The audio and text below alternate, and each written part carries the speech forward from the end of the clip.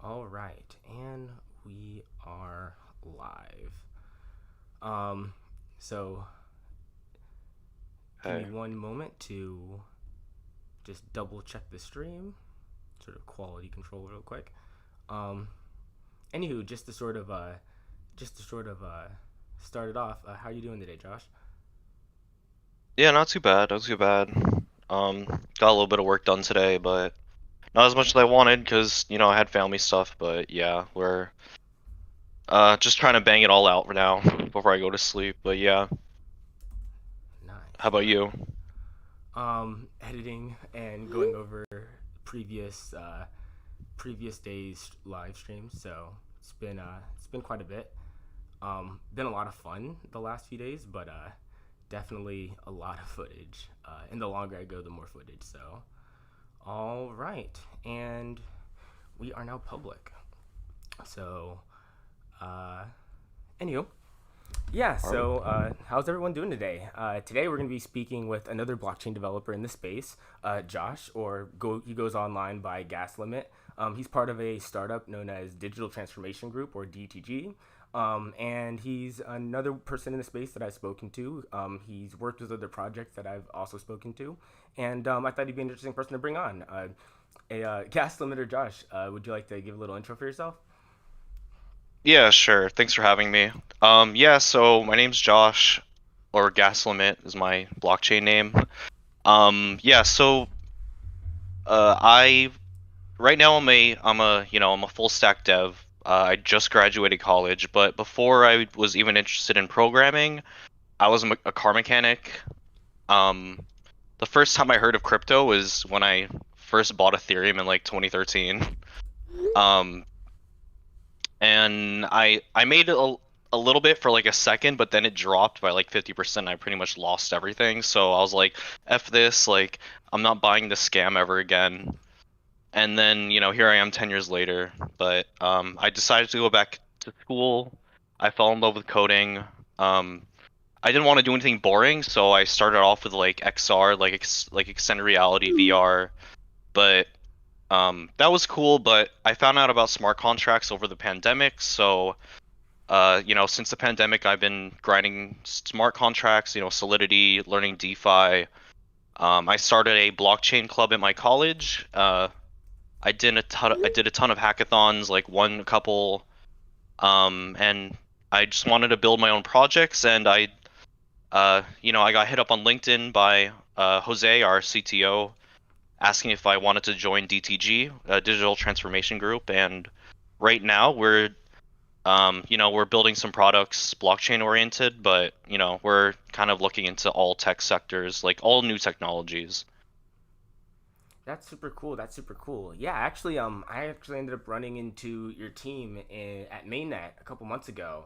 I ended up meeting Jose, ended up meeting Brian, ended up meeting all those guys, and you guys were super cool. I thought what you guys were doing was really interesting when in terms of integrating with trade trust and in terms of dealing with tokenized documents. Do you want to give like a little rundown on? I know you sort of gave like a general rundown, but you want to give a little rundown on how you guys got started with DTG and how you guys got started with your project? Yeah, so the rest of my team before they had me, they were speaking to someone at XDC Network, like looking for, things that they should do, business ideas. They were interested in the tech, but they weren't sure exactly what they wanted to do. They had a couple ideas, and one of them was to build on, well, it was to break into the trade finance industry. There was a need for documents to be digitalized. So what we do was, I mean, so they're looking for a dev and they found me on LinkedIn. So basically what we're doing is we're taking the documents that are used like in global trade for like maritime shipments and other types of shipments. Like there are like a ton of documents that have to be sent back and forth because they actually need like a owner. They need the actual person signing these documents. And of course, like sending things through snail mail is like hundreds of years old. And what we're doing is we're making it so that we'll have all the documents on the blockchain, or we'll have all the documents tokenized on the blockchain, and we'll have our users use crypto wallets to, verifiably sign, like, the receiver receives this, the shipper issues these documents, and, everything's like verified online, so you're not waiting for, an actual paper document. And that also opens like a lot of doors. Like, it's not only like super cost saving, it's like way faster. And also another benefit, we have like liquidity provider, partners where, um, we could have shippers like well, we'll have shippers earn their money like almost instantly compared to, waiting like a couple weeks or even longer to receive their payment for shipping. So that really speeds things up a lot. So I think there's like a bunch of benefits that potential clients can get from joining our service. That is awesome. That is awesome. No, I love seeing people in the space build out real world products. And when people talk about real world products, people don't really go into depth of what that is. And part of it is because that depth is like incredibly nuanced. As sort of as you were going into sort of everything you sort of stated there, that is just like one sort of corner of just, and there are multiple markets that you guys are trying to corner, but that is just like one corner of just a broad set of different markets that have that sort of need in terms of being able to verify and tokenize documents. And it's one of those things where I feel like you sort of have to be in it to understand it, or at least to be in it to start articulating aspects of it. And the reason I say that is, as someone who's sort of in the blockchain software space and mostly dealing with like solidity contracts and dealing with like subnets and dealing with all of these other tools around blockchain, it's really cool being able to articulate what can be done. But unless you're tangibly working in those fields, working in these business fields, working in these industrial fields, unless you're tangibly working with a lot of these different services, you don't actually get a chance to see what businesses are building. It's very easy to sort of like go through different token standards and explain how to build a token or what can be built with the token. But it's a whole other thing seeing how that's being implemented in practice with different businesses. So it's super cool being able to see people like yourself with different startups and different projects building things on chain and being able to utilize those technologies to do those with different services. Yeah, I totally agree. Like my team, like they're really great. They've been doing a lot of the footwork. They've been like doing a ton of research on the industry itself. Like me myself, like I'm doing most of the development, so they're like way more knowledgeable about the industry than me, but they're really doing a lot of work. Like that's all they do all day is they're talking to all these shippers, going in person, like talking to all these business owners, all these regulators, like we're talking to government people, like they're really, doing a ton of research on this thing. So it's like I said, it's easy on our part. Like, oh yeah, we build the tech. Like we have all these tools at our disposal, but how will we actually find like a use case, like a real world use case? Like we really need like our boots on the ground to figure out like what needs to be done. Yeah, And so yeah, yeah. like I said, I agree. Now, you sort of stated earlier, but you haven't gone too deep into it. What are some other avenues you guys are planning on tackling in regards to tokenizing documents? Um, I mean, we have a few ideas in mind. Um, I guess the one that we've been talking about lately was we were thinking of starting a service where basically we want to offer DeFi yields to people that, may not or don't want to understand like how to use DeFi or crypto. Like, I mean, this isn't concrete. This is just one of the talks we were having. Like, there's a lot of space for people. Well, what's beautiful about DeFi is that it gives people the opportunity to earn yields that they necessarily wouldn't be able to earn themselves unless they were like someone with a lot of net worth. Like, for example, like if you were to invest in a hedge fund, you couldn't unless you were an accredited investor. And to be an accredited investor, you would need to earn at least like 200K a year. And like, you have to have a certain amount saved and be this certain person. But what's beautiful is that, in DeFi, you don't need to have that much. Like you could have the same opportunity as, certain individuals.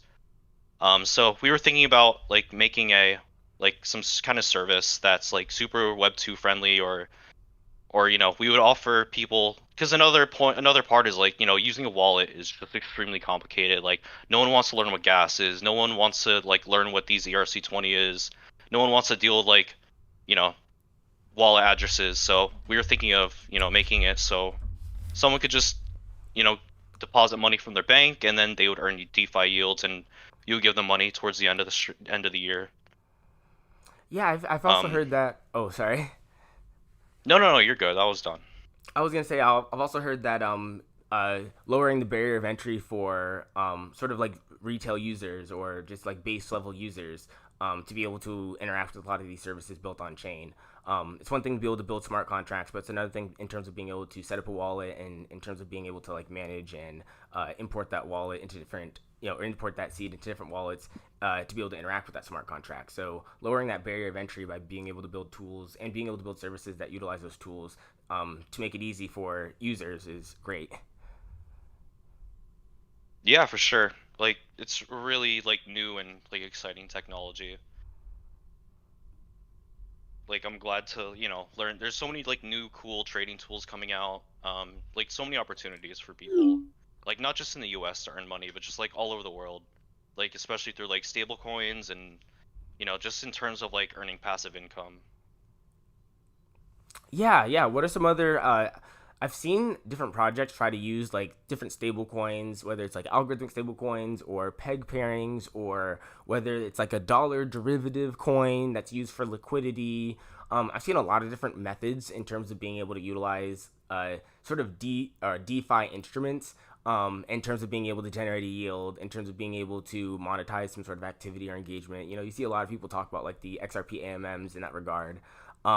So I think it's a hot button sort of a topic, and I think there's a lot of opportunity there. So Yeah, for sure. Like I know like stablecoin issuers like USDC, like and Tether, they're the ones that earn the most money over the bear market. Like they don't have to deal with any volatility. All they have to do is like, issue and redeem tokens, and they're like earning a ton of money. So it's like a pretty foolproof business. But yeah, no, there are like tons of cool things. Like it's really just an experiment right now. Like there are like lots of algorithmic stablecoins that that have obviously failed, like Luna and a couple other ones, but people are really testing new technologies and pushing the boundary of like trying to get the most capital efficiency. There's a lot of cool like stable coins being made today. Like, for example, like I really like the Curve USD, where they have like a soft liquidation feature. Like if you default on your loan, you don't get liquidated immediately. It's like they'll convert your deposit into stable coins. So it's like really interesting. Um, so it's just like a lot safer. But you have like different things popping up, like different, like I said, it's just really a big experiment right now. But yeah, and also we were looking, like me and my team met last night, and we're actually looking at, at the S&P 500 is actually rating stable coins now. Like they interesting, came out with reports. Yeah. interesting. Do you know how they rate them? Do you know how they go about that process? Um, yeah, let me try to remember. Yeah, so they were, let me actually pull it up right now. Let me try to, I Yeah, forgot that's super exactly cool. every metric. That's super cool. I mean, I don't necessarily agree with it, but I'm actually like surprised the amount of depth that the amount of research they did for each stablecoin. Um, why can't I find the link right now? But yeah, they rated the Gemini dollar, Pax dollar, Tether, um, USDC, Frax, So Die. which So one's the worst and which one's the best? I guess that's the fun question with that. Or which one's the all highest right, rated and that which I one's can the pull up. lowest? Okay, cool. So yeah, so surprisingly, like they rated Frax as the worst, which I'm kind Frax. of surprised by. Yeah, like even worse than Tether. Wow, Oh yeah, interesting. and they rated True USD also like the worst. True Um, USD. yeah, That is so CPU funny. stablecoin rating. That is so Yeah, but the funny. one like I think it was USDC they rated the highest. USDC, yeah, I can see that. Yeah. It's just because like, they have all their deposits in like US banks and like they're like totally transparent about everything. Like they have like over collateralization for all their assets, so they're just really like open and they're really compliant, so I think that's why they're like rated the best. I mean, so is PAX. It's just anyone who's, super compliant with the US. Yeah, I figured as much. Considering there's so much out there, yeah, I figures as much. The ones that abide by probably even the most minimal compliance guidelines are probably going to have relatively decent ratings. Yeah. But I mean, there's like so many other coins out there. Like this is not exhaustive, but each coin I'm like, they really did their research on it, so I'm like kind of surprised. Um Now, with the report, is it one big report, or do they have sort of like these sub PDFs that are like the actual report on each one? yeah, they have sub PDFs. I'm just trying to I read them last night, but like I can't pull them up right now for some reason. Let me see if Oh, here we go. So I'm looking at one for DAI. They rate like let me see their metrics. Uh they have like asset assessment, um their adjustment, which I guess is like their governance model. They have. I should have pulled up all this before I got on this call, but No, it's cool. I didn't even realize were gonna bring this up, so I sort of wanted to dig a little bit because I didn't even realize that they were rating these, and I didn't even realize that they were. yeah, And the reason I say that is part of that I find interesting because these are also sort of like soft guidelines, or at least soft like standards, that because these aren't like regulatory standards, but these are sort of like soft standards put in place to evaluate things. And people ask all the time, like, how do I evaluate this, how do I evaluate that, how do I evaluate this? And you sort of find things like this that are quite interesting, and they're put together in such a way to where maybe you do need to be a little bit more technically inclined or financially inclined or whatever, but you can at least get the like hypervisor summary and get a general like understanding. Okay, well, these people that are competent and they have an understanding of these things in these regards, maybe I can utilize this as a way to make decisions. I was actually going to ask you if you can drop that link in the Discord, sure. because I would love to check that out.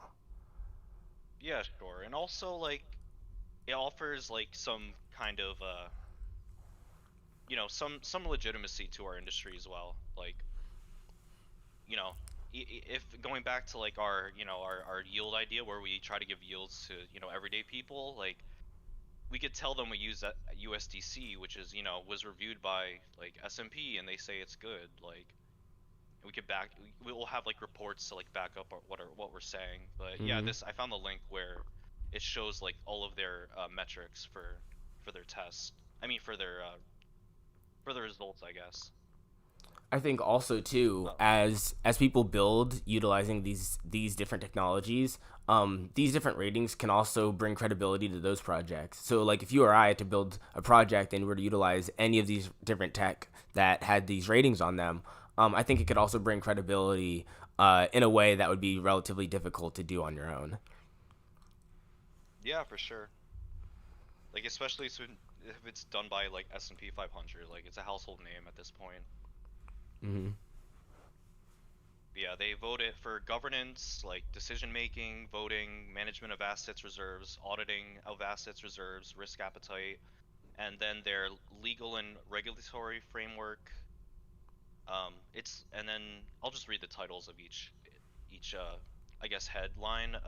Then redeemability and liquidity, their third party dependencies and technology, and also their track record. So, I mean, a lot of these things have been around for a while. I'm surprised they rated DAI like so low. Probably Oh yeah. because like they're not like too US compliant, and it's up to the DAO of like how things are done there. No, that's really interesting. Um, Yeah, and they're also having like a seminar in January. Like oh I'm gonna really? apply to watch it. Oh, that's cool. Are they going to be like annual for these sort of type of standards? I mean, maybe, but it doesn't say. But I guess this is probably like the first one. So Yeah. it's a webinar on January 10th. I dropped the link in the Discord chat if you wanted Sweet. to take a look. But No, appreciate that.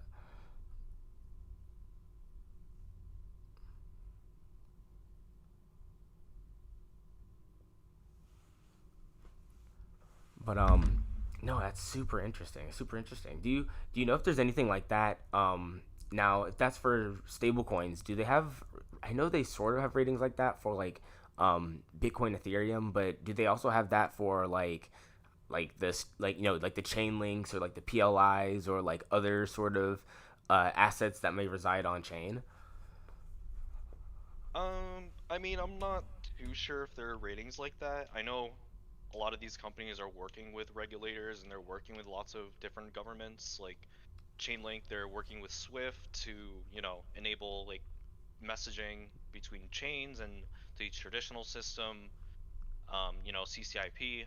Um, and I'm pretty sure, the XCC network is doing something similar. Um, but I'm not sure if there's any like, official body that's like rating, cross messaging services.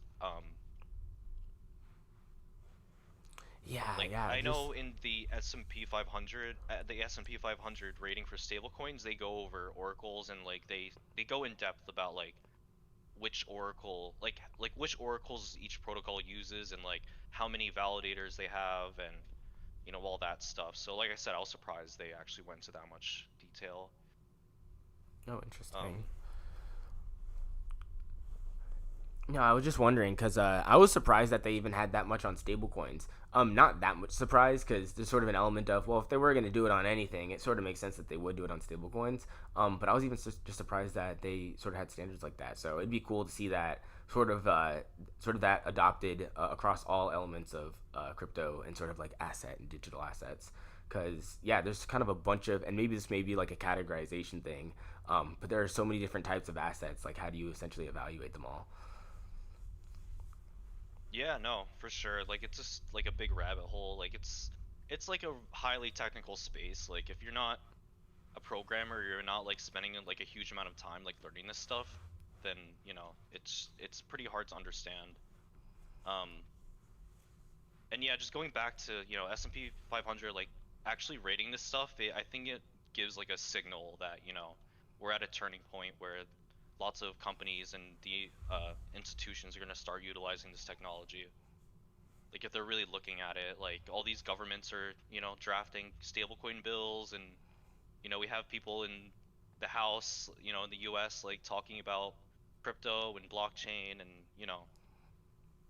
it's really interesting to see. Like before, like just a couple years ago, we were just people were only talking about blockchain for like you know committing crime. I mean, I'm sure there's like people talking about blockchain, about people using crypto for committing crimes now, obviously, but we're starting to see people talk about how blockchain and smart contracts can benefit lots of businesses. Yeah, I feel like that's always something that ends up coming up. There's sort of this notion of like, oh, crime. But like, I feel like crime's one of those things where people are gonna, if there's a way to commit crime, someone's gonna find a way to do it regardless of the thing. So penalizing it's almost like the argument of like penalizing guns for like gun crime rather than like people committing them. People are gonna commit crime and people are gonna choose different tools to commit them. I think part of it is people sort of don't understand what to do with these technologies, so they gravitate to the things they can understand, and they understand fraud, and they understand money laundering, or at least enough of it to know that you could do it with these technologies. So these things are like really easy to sort of grab onto. But it's not easy to grab onto, sort of like esoteric fields around tokenizing documentation and verifying trade partners and, doing a bunch of things that, only people in those professional industries would do. But being able to utilize those technologies to do it, like imagine trying to like explain like streaming or something like from a technical standpoint. It's like, yeah, there are all these different technical components that go into it, but it's one of those things where, and obviously it's probably not the best example because I don't know what illegal. I mean, you probably could do illegal stuff streaming, or maybe like illegal piracy or whatever. But the biggest thing is, no one really cares that you're using this technology. They care that the action that you're doing is illegal. So if it's piracy, it doesn't matter that you're using X technology, cloud technology to, do the piracy. The piracy is illegal. You can still create a site that's like Netflix and just not pirate, whatever actually shows. And I think part of that needs to be illustrated for crypto, where there are so many, and I think you see this around finance. People see all these little financial crimes, but don't really see how finance can operate in crypto. So I think just being able to change a little bit of the perspective in terms of people being able to see what the technologies can be used for, rather than going to those big, attention grabber things that people gravitate to, and then basically paint the entire space as being that one thing that people have gravitated to. Yeah, for sure. And I just feel like people in general just have like a predisposition to hate on things they don't understand. Like I know not just like non-crypto people, like a lot of normies they, think crypto's a scam, but like even, other devs I talk to or like people that don't know about blockchain, like they're like, "What? You're programming crypto? Like what the hell? Like please don't do that." They're just like, learn they're like do something else or like they and plus like I asked like what they hate about it or like I don't know, they can't really give me a reason. They just kind of blurt out like what other people say. Um, but yeah, I do you feel like you get a lot of hate like from other devs and the devs, non-blockchain people? Like I So feel like there are no like neutral devs. It's like whenever I talk to a dev who doesn't understand blockchain, they just like immediately hate it. I've met devs that were pretty. I've met some devs that have been relatively open to crypto, mostly because most of them have sort of been like either iOS devs or web devs. So they've sort of been like moving into like, what is this? And they sort of, their perspective at the very least was like, this is a back end technology that I can sort of hook into. So I haven't had too much of the worst experience in that regard. Sometimes I've met some like more like traditional devs, like sort of like my uncle in a sense, or some like people that have like, worked like 20 years at like some company or something, and like they kind of look at the whole thing as like a freaking joke.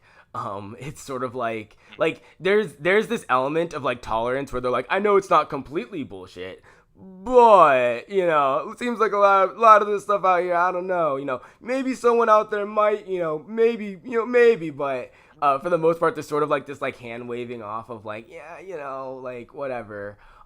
Usually I sort of end up like cutting my niche in when I sort of start talking about how you can integrate traditional finance like tools into blockchain. So I'll talk about like how you can take like tokenizing assets and derivatives, and being able to have autonomous, like I said, autonomous finance instruments that can do the same things that we see them do in these traditional, in the traditional world or traditional finance world, but we can automate them on chain. And usually after I get to that point, the idea of tokens and the idea of blockchain and smart contracts sort of open up a little bit. But there's always this hesitancy of like, what is even the, like it's hype, it's fun, I guess. Usually they'll throw out the NFTs. Are you big into the NFTs and stuff like that? But I don't know. I've noticed that with some people, if you can find a niche that they can sort of be more willing to engage in, they don't completely cast it off. But yeah, there's definitely a stigma around crypto. For sure. And I feel like that kind of gives us an edge. Like, because people hate on it so much, like, we're the only ones doing this.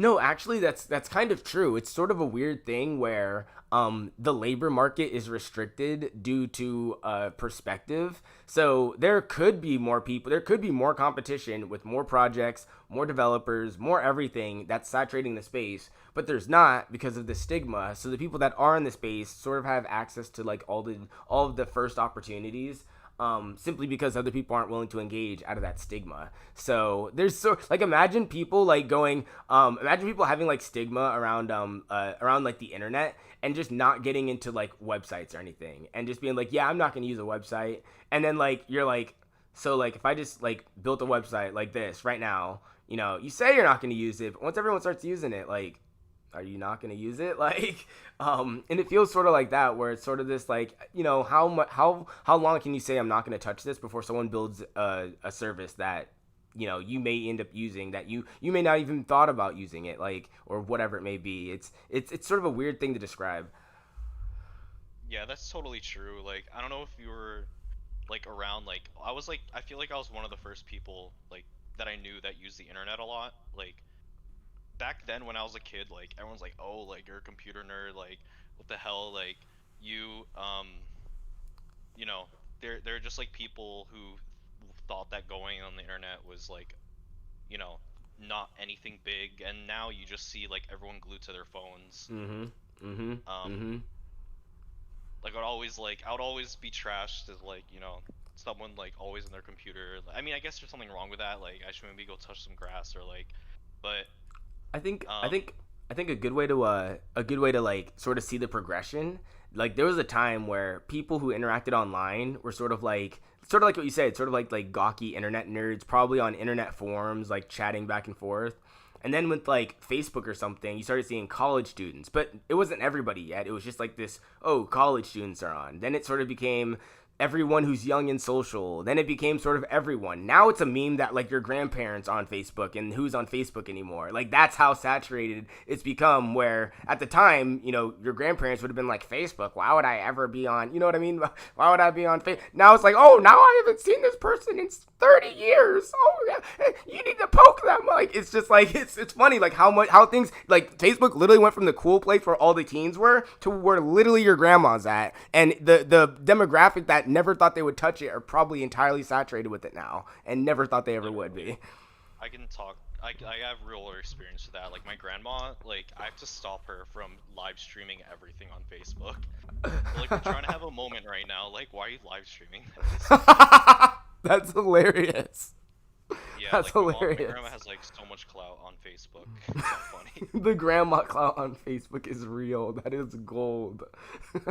Yeah, I mean they're wholesome though. They're not like, they're not like attention seeking. They're like genuinely trying to, maybe just because they're older, like they're not Yeah. doing like many immature things, but yeah, No, that is that's awesome. funny. That is awesome. No, I think it's exactly like that with and sort of another example cuz this was a little bit more subtle, but there was a time and probably like I don't know how old you are, but definitely within like my parents' lifetime where everyone basically engaged with cash for the most part, or there was this element of money was cash and that's how you engaged. We've moved almost entirely to where you almost don't even come in contact with the money. Either it's a card or either it's a payment through your app and it's not like we even had to do anything to take like it's not like not like everyone one day said we are all switching to credit cards and it's all switching to debit cards. This is sort of just something that sort of just gradually started taking place. To the point to where everyone utilized it because there were certain facets about it that were functional and that were more functional than the way and that's thing like not even functional from you having the card but also functional from an accounting standpoint from people being able to collect revenue. So and it was so subtle like over the course of like 20-30 years, it went from people predominantly using cash to people to really not even just using the card anymore. I bet the majority of payments are like wire payment or online credit card payments, not even in person. Best thing though, that wasn't even a thing for like until the internet. Like it's weird to think about that, but that completely redefined how we interact with payments. I mean, there are now like something like Amazon wouldn't have existed without these online payments. Like something like or something like really the majority of the applications that we interact with wouldn't exist without these. But it just came into the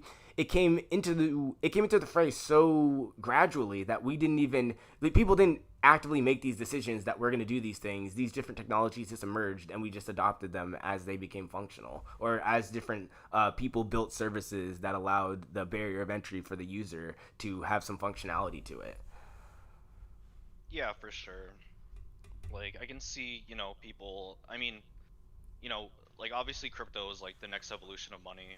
Um, but that also makes governments like look into CBDCs, and like I'm not really a fan of that because like it has its. I guess we'll get into the dark side of crypto, like the government owned CBDCs. Like I'm kind of like against that because there's a like maybe yeah there's a lot of good they can do, but obviously you don't want like someone turning your money off on you, or or just having like your transactions like publicly live. But I mean, I know you were saying before like how like these technologies are like slowly adopted once people see use cases, but yeah,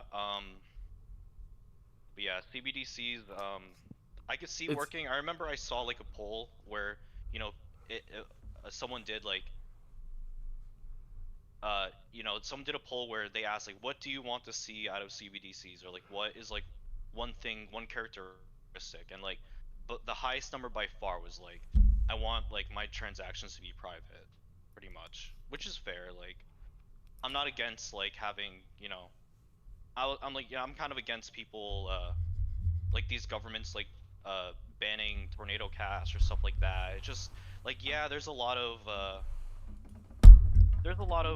potential for people to do bad things, but that's just going back to like cash. Like people have been using cash for crimes for like such a long time, and there's there's no reason why like crypto shouldn't be private. Um, and I'm pretty sure like the ETH Foundation is working to make ETH have private transactions as well. Um, and there's all these different layer twos that are working on having private transactions. Yeah, I think blockchain technology is sort of a double-edged sword, similar to camera technology. So sort of in the same way that I'm doing this live stream on my smartphone camera, or sort of in the same way that that we can even like have live stream and micro cameras on our like computer, and how convenient it is. Something as simple as the camera, but then the dark side of that is like the surveillance state, the hyper invasive surveillance state because of the accessibility of cameras. I think blockchain technology is sort of similar in that regard, where there's an aspect where everyone can have access to, or everyone can have sort of equitable access to value on the through the internet. But with that comes a lot of tracking. With that comes a lot of controls, especially around specific technologies that are, basically entirely controlled by different governments. There are different things that are like, yeah, dang, that's sort of an element that sort of comes with it, and it's probably one of the even things that we aren't even considering. But when people started realizing that you could have a camera in your pocket, I doubt the first thing they thought was, oh my gosh, like, the NSA. But at the same time, the second you think about it, it's like, the Pandora's box. Once it's out, it's like, well, what are you gonna do with that? It's. I think that's a weird thing with not even just blockchain. I think that's a weird thing with technology in general. You can almost like look at like the internet in one hand was a great way to connect people, but on the other hand, like privacy no longer existed anymore once the internet. Like think about it, even if we had computers without access to the internet, you'd be kind of good with everything you had. But as soon as you can as soon as you can store data and transport it over the internet, now it's like privacy is the greatest concern of ever. Like in any capacity of all regard, like that same level of like paranoia that you have over your privacy or identity being stolen, all of that I feel like didn't exist without the internet. But that double-edged sword now comes with it. We now are able to connect, but also we now have so easy access to be able to be able to find or be able to have information either lost, stolen, or potentially compromised due to through the internet or whatever. Yeah, that's true. Like nowadays, if you wanted to, hide your digital trail, or, be somewhat private, like you really need to give up a lot of the conveniences that these new things offer. Um, that's why like the open source community is like super, adamant about not using Google Chrome, like always use open source software. Because there's a lot of conveniences that all these things bring, but like like Google, like who knows what Google is doing with all of our stuff. Like everyone literally uses Google.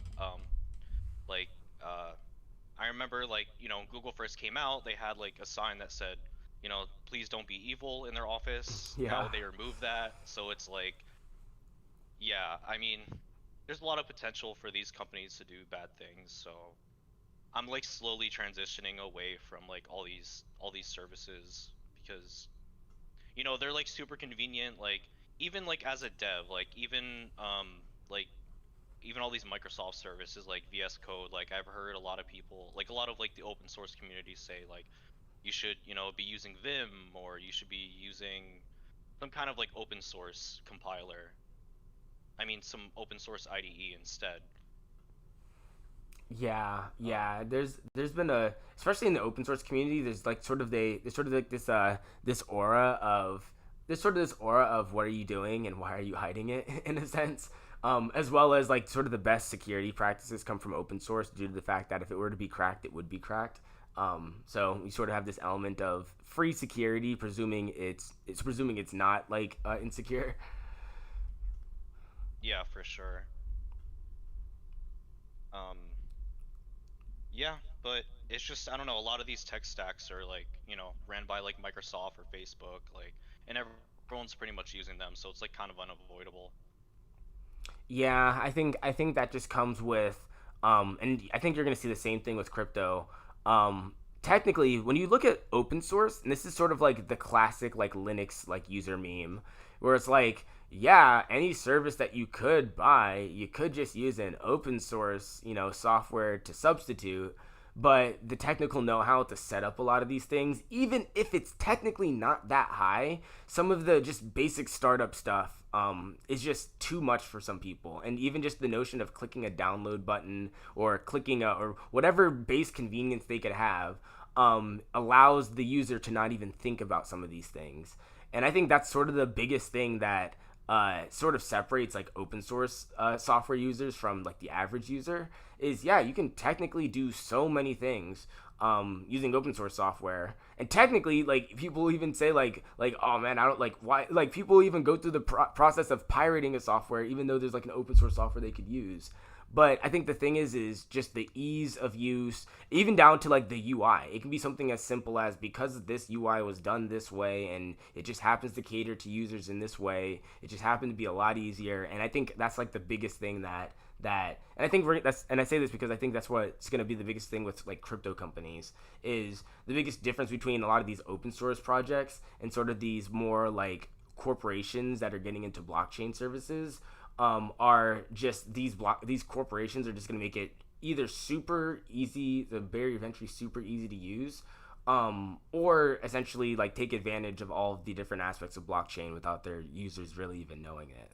So, so then it's like you don't even really get Yeah. the benefits because they do, and you don't even know that they do.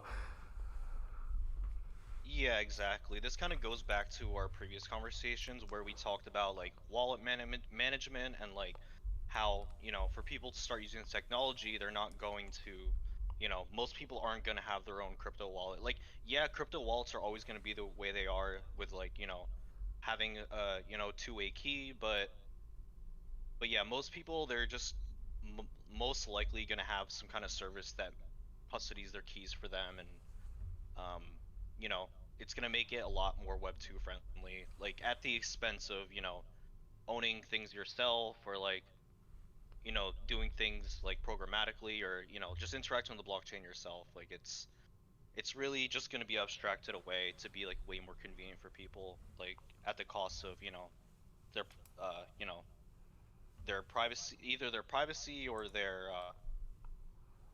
I guess like their independence, you could call it. But yeah.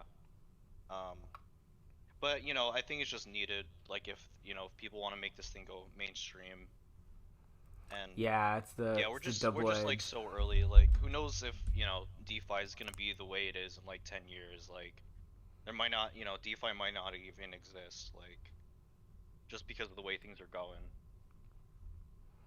Yeah, it's hard to tell. Mostly because I think everything is so experimental. There's no grounding for there's no fundamentals in crypto, and I think that's basically like that. If I can make a quote for to sum up crypto is there's no fundamentals. I feel like with every single thing you can break it down to the fundamentals. A plus B equals C. But in crypto, I feel like there's everything is experimental. There's no even if you look at Bitcoin, if you were to say, okay, these are the fundamentals, I guess you could technically say there's the halving and then the patterns around people reacting to the halving. But I mean, I guess that's the closest thing to fundamentals, really. That's the biggest thing people talk about that actually holds a lot of weight in terms of the activity around crypto. But because there's no real fundamentals around anything else, everything is so experimental, and we have no idea what the future outcome is going to be because of that. And yeah, it's sort of a weird thing because on one hand we could see new technologies emerge that put us in a new paradigm, sort of how Apple did with the iPhone in 2007 and took us from these flip phone, whatever the hell, to software mobile applications. And it's hard to anticipate that too. But at the same time, who knows? Like this could be any number of not even just DeFi, but there could be any number of different technologies that are sort of either esoteric or the sort of back end, or maybe they're not used in the way that we see them now. Maybe DeFi is just a reference to different banks utilizing DeFi protocol to exchange in some sort of regulated process, and it's nothing how it is now. It's maybe they're using dexes, but you see like the world's biggest exchanges using these dexes to trade with each other or something, and they have the most liquidity, so they're like the biggest ones on it or something, or whatever. Like these things that we see them now could take on a whole new form. Then they can take on a whole new form later than how we perceive them now. Yeah, for sure. This is really like a testing ground. Like every protocol made is like, we don't really go in with fundamentals. Everyone's just really like trying new things, seeing what works. If it doesn't, it doesn't. But like, we're really in a growing phase where like we learn from, if there's really no roadmap. It's like if someone messes up, we just know like, okay, we can't do that. Like if we're Yeah, building a project. yeah, It's like, all right, this protocol got drained because of some kind of rounding error or some kind of reentrancy vulnerability. It's like, okay, we won't do that. Like, yep, yep. And it's like it's everyone really like just like, watches and like observes and takes notes on like all the failures that are like constantly happening around them. It's like, okay, check, make sure we don't do that, don't do that, don't do that. yeah, exactly. Like it's really just like a learning phase. Like you're learning from other people's failures. Um, but I mean, I feel like I mean, it is needed because it's just like such a new technology. I mean, that's like how every technology works out. Like, you know, like you don't see many Web 2 vulnerabilities anymore because we're like past that growing phase. Like there are so many different things in place. Like back then, like you could hack things like pretty easily Yeah, because there like the weren't like all these. Yeah. the classic like SQL injection in like the 80s and 90s, like crap like that, where it's just like now it's like you wouldn't even think of stuff like that, or that's not, it's so uncommon that people wouldn't necessarily, or so many practices have been put into place that people wouldn't necessarily think of things like that. But like now it's like, but back then, like, yeah, there was basically no security for anything, even to the point to where admin passwords were like not even changed because people didn't think about it because nobody like interacted with them, like stuff like that was like, even I feel like even stuff like that is even to this day. But yeah. Yeah, for sure. Like, I mean, it was actually funny. Like, there was like this cross-site scripting like hack on Twitter recently, where if you're like using the web browser, like, and you open this link, like, this hacker could gain access to your account. And we haven't seen something like that in a while. Like, but yeah, like, you just don't see like, those old things like SQL injections. Like, people are just really learning, like, how to do things securely and adopting security fundamentals and yeah, like it's really like DeFi, crypto, like it's smart contracts, like we're like everything we're really just in a learning phase. Yeah, yeah, I think that's a big thing. And I think the biggest thing too is being able to capitalize off of different, not even just the failures, but like the mistakes and like sort of lost opportunities of other projects. I feel like there's so many different things going on. Not only can you capitalize off what other projects did wrong, but you could also capitalize on what they failed to do as well. So I think being able to sort of sort through all of these different trial and errors via people sort of participating and seeing where they land. I think at the end we'll sort of end up with a list of what not to do's, and then we can sort of organize a set of best practices off of the things that did work, and then people sort of gravitating to those different practices and patterns. Yeah, for sure. And a lot of that is like apparent with all of these like all these public auditing competitions, all these bug bounties. Like I don't know if like all these Web 2 companies offer all this stuff, but you know, there's an big emphasis on people like you know people white hatting to make our industry more secure. Um, but yeah, have you ever participated in any of these auditing stuff?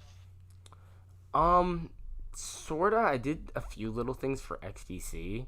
I was sort of getting into auditing for a while, a little less than a year ago. And mostly just going through just a zillion different auditing tools for a little bit. And just getting into like the practice for a bit because there was a whole bunch of contracts that we were going over, as well as like a bunch of like XIPs that we were about to put out. So I've seen a little bit of the process, and actually, it's kind of hilarious. How I'd say like 80% of the process is sort of like just a set of like tools that are being used. Like the biggest tool I used to use was Slither, and I used Mian for a little bit, but I used Slither for quite a bit. And I'm like, holy shit! Like you could literally be the laziest dude ever, and just start going for like low hanging fruit, and just start running a handful of these tools on a bunch of different just projects that just have like a bunch of like trade bros that just rip some contract from GitHub that they didn't even read and change like two parameters. Yeah, It's kind of you do. funny You actually. definitely do see a lot of that. Yeah, it's kind of Yeah, hilarious. Slither is like still like used a lot, and Mm. anytime I submit those like low-hanging fruit, I just get like duped to hell. So it's like I'll make like a cent off of Oh. off of these things. So yeah, I mean there's a bunch of new tools coming out, but like the tools are cool, but you really only find like surface vulnerabilities from these type of things. Like to find like good or to find like, you know, vulnerabilities that'll pay you a lot, you need to really just go into the code line by line.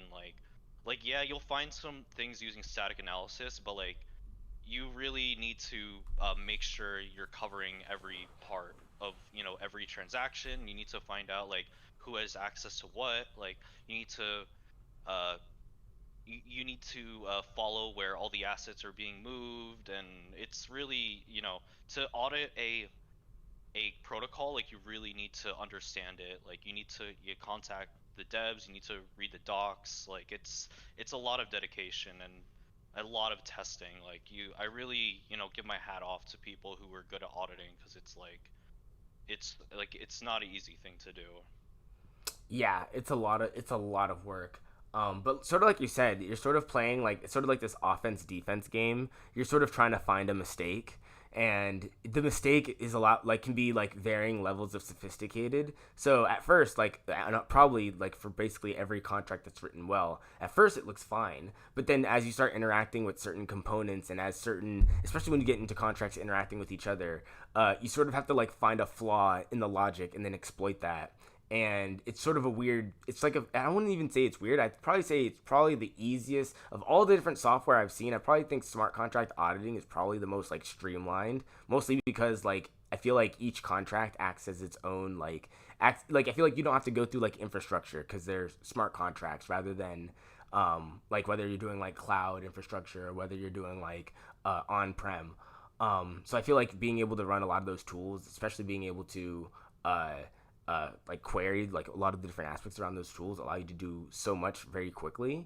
But yeah, you're sort of just playing this game of like, can I find a logical fallacy in your code, and can I like exploit that enough to be able to compromise the contract?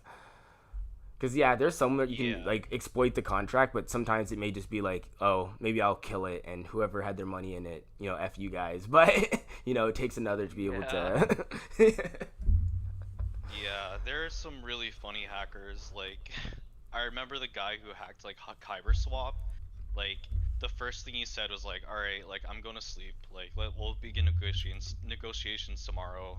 Like, or they'll just like make some uwu text like on the blockchain, just acting as like a cute hacker, I guess. But yeah, like there's really, you really need to cover all your bases. Even like, even if it's like logic errors that aren't in the contract itself. Like let's say a network like went down. It's like a lot of people don't account for, a network making an issue where like let's say even like Arbitrum went down for like an hour like just recently. It's like like you really need to make sure like um you need to make sure like your contract works as intended, even if external factors happen, even like whether it's like an Oracle issue or um like I said, like a blockchain not producing blocks. Like it's um you need to have safeguards in place, like having multiple oracles, like in case one fails, um or like pausing the contract if if there's some kind of network issue. So it's really a lot. So Yeah, and I feel like the stakes are so high because everything is dealing with value of some sort, whether it's an asset, whether it's the native cryptocurrency. So like by de facto, like the stakes are like it's not like you're writing like some like random script that does some automation. Like I mean, yes, you could, but the majority of them are dealing with so much value that the stakes are just too high to miss anything. yeah, I remember I was at a blockchain conference in Philadelphia where we there was this guy like he was a engineer for like airplanes for like airspace, and it's like smart contracts are literally on the same level. It's like if you fuck up, then I mean if you f up, then um you know people are losing billions of dollars potentially, and it's kind of Yeah, the same in the aerospace. Like if you mess up your code in a plane, it's like you have planes falling out of the sky. So it's like kind yeah. of on the same level. And there's that immutability too. So it's already dangerous enough in like the traditional finance space. Like I think it was Chase that like accidentally sent like $20 million to some lady's account, and she like actually went and bought some stuff. And and but at the very least, there's like sort of an element of like trying to like recall the assets or whatever. But with crypto, like the immutability makes it like once the funds are gone, they're gone. Like Yeah. it's incredibly difficult to get them back, if ever. So it's one of those things where it's like that immutability is like it cuts both ways. Like that, it's great for being able to query, audit, being able to have a log, but that aspect of once it's final, and there was a bug, there was a glitch, there was an exploit, there was a whatever, it's final. So I think it's one of those things where sort of like open source, the good outweighs the bad. Because yeah, although the projects that can be exploited will probably end up failing and end up like because like I said they're just on chain. But that means the ones that do end up making it past that, I guess you could say, that crowd critique or that crowd like let's call it like a crowd audit, because it's like anybody out there could potentially compromise it and people will try but nobody has yet.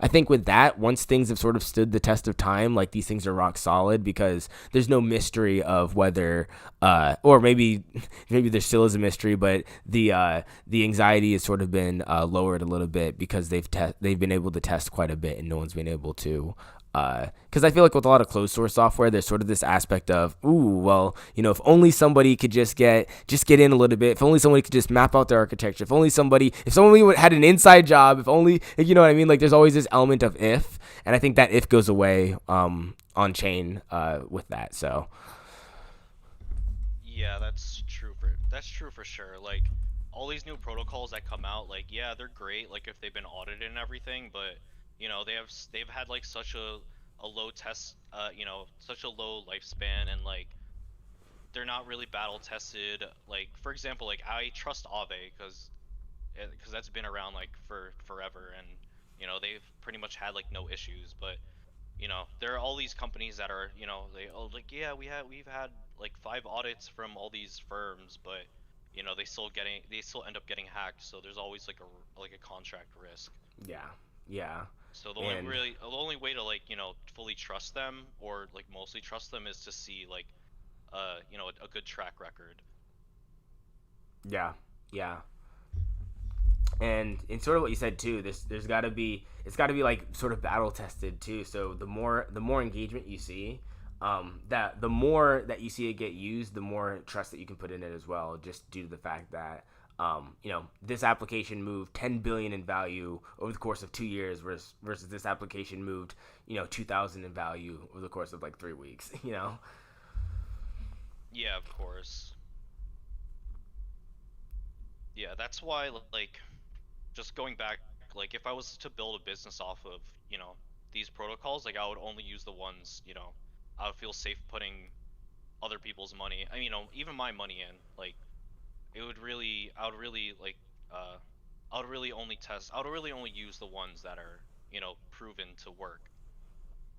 But there's always, I don't know, there's always that risk that like contracts are great and all, but people make mistakes, and like just deploying something yourself, like it just probably like it probably like gives a lot of anxiety, because it's like, all right, like I deployed this thing, and potentially, yeah, it's been like audited and everything, but it's like, shit, like what if it gets hacked in like 5 years? So And that's not even the worst part too. I had a collection of contracts that I was going through to get audited, and audits are insanely expensive. So like, imagine just being like an individual oh yeah. developer, and like you're like, oh, how much is an audit? And it's like, well, depending on how it is, how many contracts, how long the contracts are, how many contracts that they interact with, how many third-party contracts that they may interact on chain, has it been deployed on testnet, has it been deployed on mainnet, how long has it been deployed for, okay, after all that,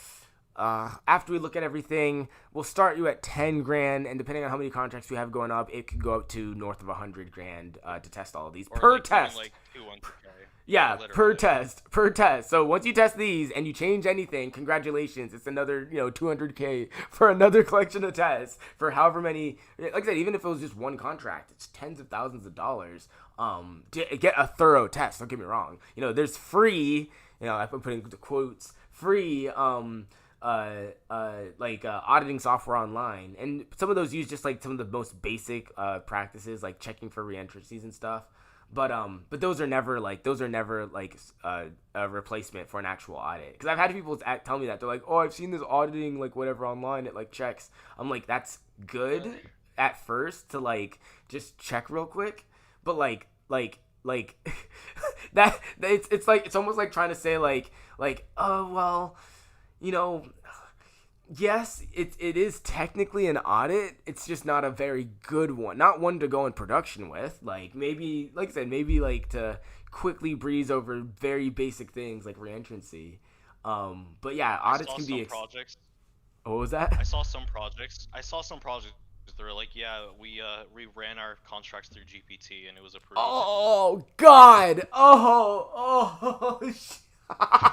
Dude, dude, I'm sorry, dude, the GPT game is a dumb game. You're more likely to have someone use GPT to crack your freaking contract than you ever would to freaking like secure that crap. Oh yes, GPT said it's great. Which is funny too, because I'm pretty sure GPT's last like public, like the last bit of data it pulled publicly was from like 2021. So whatever security practices that it's checking it against 2021 practices, which is basically like forever. Like that's basically the dinosaur ages in crypto time. Like how many bull market, how many different news switch changes has there been since then, or whatever, or different hacks or whatever since then.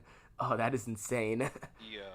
As far as like Solidity and GPT goes, like I'm not scared of AI taking my job away for smart contracts, because like I've used like Copilot in VS Code, and I'm like, sometimes it'll suggest some crazy shit for contracts, and I'm like, what the hell is this? What And I've like, noticed. yeah, it. Oh yeah. No, yeah, I was done. I was gonna say what I've noticed is because I've actually sort of tested this. I've taken a contract I've built, right, and then I tried to have ChatGPT create the exact same thing, or something that does the exact same thing. And what I noticed is, if it's fairly simple, ChatGPT has like no problem. Any of these like AIs have no problem. But the more level of complexity you start putting into it, it will basically like start printing you out boilerplates. So like I actually asked it one time, "Oh, can you create a oracle that spits out to me a weather whatever, temperature?" And it just spit me out a boilerplate for like it was like a function that could take, and I'm like, so, okay, this is a function that takes this and like loads and like saves it to a struct or something, but like this isn't like the actual, this would never be something that I like put into production as a service. Like at the very least it's like a snippet of code that I might be able to use in tandem with a bunch of other code I have. And that's the thing I've tried where and at first I'm like, okay, maybe if I try to articulate and explain in further detail, maybe it can spit out a better. But it really at a certain point, it'll just start spitting out boilerplates. And then what you could do is if you ask for one boilerplate and then you ask for another thing on top of it and then ask for another thing on top of it, it will build on top of it, but it doesn't do it very well sometimes. So it's like I wouldn't trust it to just build a smart contract and just launch it onto production. But it is cool to go like a really mundane task or something or function that you just don't care for. Really like simple tasks are like really good. I did one where like it was like check the timestamp check the timestamp every so often, and if whatever check this other variable, and it was just something really simple, and it does that really well. And I do that a lot when it comes to like other languages, whenever like parsing JSON or converting data types or doing anything like that that's just like mundane and boring. I'll just ask ChatGPT to just spit out a function that just does that thing. Parse Yeah, JSON. for Yeah, sure. like yeah. ChatGPT like super useful for other things, like something where if I'm making a web app, it's like it's priceless. Like it helps me so much with web dev. Like it just takes like I don't want to deal with making all this CSS. It's like Yeah, I know, can you right? make my Like website look pretty? Like, or it's like yeah, it's like doing all the JavaScript stuff. Like it's really useful for that kind of stuff. It really speeds up my production for sure. And yeah. also like for smart contracts, I'll use it for like stuff like commenting. And it's like or even writing docs. Like it's just it Yes. cuts Oh things my out. God. No, that is the most underrated thing of all time. How well it's actually, and not even like it doesn't even need to create all the docs. It just does all the boring stuff for you, like some of the formatting stuff, just making sure like it's just like explains very very basic things. If you like put in like very, because I've done that too, where I'm like, wait a second, like I run the code, I'm like, can you create like documentation for this code real quick? And it'll just write some very very very like a very basic explanation. It'll like go over like what variables get passed into it, like really basic stuff. But I'm like, oh, thank God, this would have been like 30 minutes of just typing all this crap out that I kind of didn't really care for. But yeah, it's like it's super awesome with documentation. Yeah, for sure. Like it really I don't see it taking away most people's jobs, but it's like a superpower sometimes. I think I think the jobs are going to get converted into more information jobs. So like at the very most, you'll see like developers acting more like architects, where instead of their proficiency in a specific block in a specific like coding language or even in a specific framework, it's the proficiency of understanding multiple frameworks and multiple languages, and then piecing these things together, and then utilizing AI to help piece these things together. Because I realized like there's certain like frameworks that I'm not used to, but like using ChatGPT to get very basic components of those frameworks put together is amazing. So I don't have to spend like basically like an hour or two going over some component that I really didn't really need to understand. It's just something that I needed for this one thing that I'm doing, and it's easy to be able to take that and integrate that into something that I am more like proficient in, and just be able to work on. Because I've noticed that where I'm like, oh, how about I just add this little piece here as opposed to like most of the time like either spend time on Stack Overflow or YouTube trying to find videos explaining it. Oh But yeah. but yeah, Yeah, ever it's easy since to jump GPT, around. ever since GPT, like I wasn't, like I was always on Stack Overflow, but now like I'll barely be on there. Like you don't see me Googling stuff anymore. Like, Actually, literally same. So literally, what I do now, this is basically. So I remember there was a time where, like, literally, yeah, you'd Google it or go on Stack Overflow to try to find something.